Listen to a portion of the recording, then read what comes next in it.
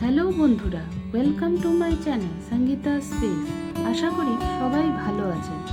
চলে এলাম আবার একটা নতুন রেসিপি নিয়ে। আজকে কারি পাতা ও আলু দিয়ে একটা খুব সুস্বাদু রেসিপি তৈরি করব, যেটা লুচি, রুটি, পরোটার সাথে খেতে খুবই অসাধারণ লাগে।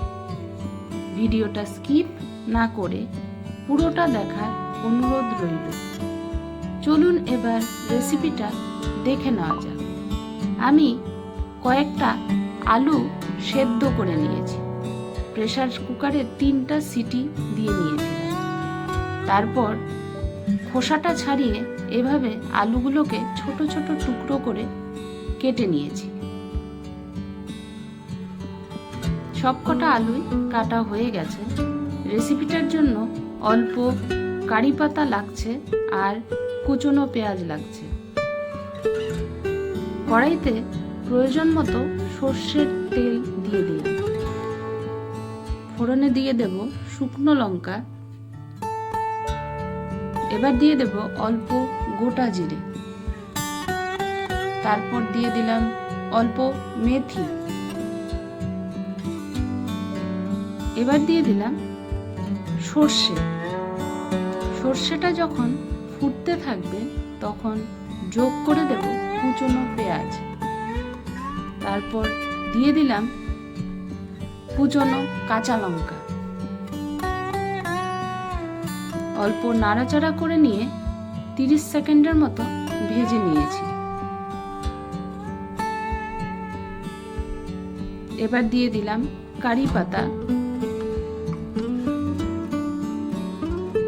কারি পাতাটাও 30 সেকেন্ডের মতো ভেজে নিয়েছি।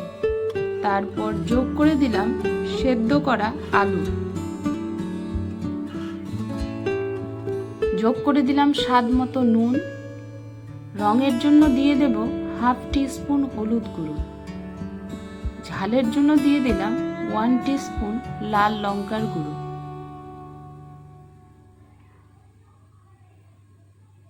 এবার নেড়ে চেড়ে 2 মিনিটের মতো সবকিছু ভালো মতো ভেজে নিয়েছি।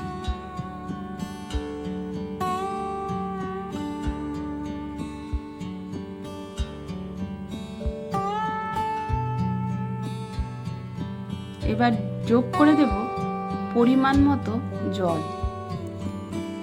আপনারা যতটুক গ্রেভি রাখতে চান ঠিক ততটুক পরিমাণেই জলটা যোগ করবেন। তারপর ঢাকা দিয়ে 5 মিনিটের মতো রান্না করে নিয়েছিলাম। আলুটা আগে থেকে সেদ্ধ করা ছিল, তাই রেসিপিটা তৈরি হতে খুব কম সময় লাগে। দিয়ে দিলাম অল্প চিনি। এবার খুন্তিটার সাহায্যে আলুগুলোকে ভালো মতো নেড়ে চেড়ে আরো ছোট ছোট টুকরো করে নেব। আরো 5 মিনিটের মতো রান্না করে নেওয়ার পর তরকারিটা নামিয়ে নিয়েছি। রেসিপিটা অবশ্যই ট্রাই করে দেখবেন। কেমন লাগলো কমেন্টে জানাবেন। ভিডিওটা ভালো লেগে থাকলে লাইক ও শেয়ার করবেন। আজকে আসি। সবাই সুস্থ থাকবেন, সাবধানে থাকবেন।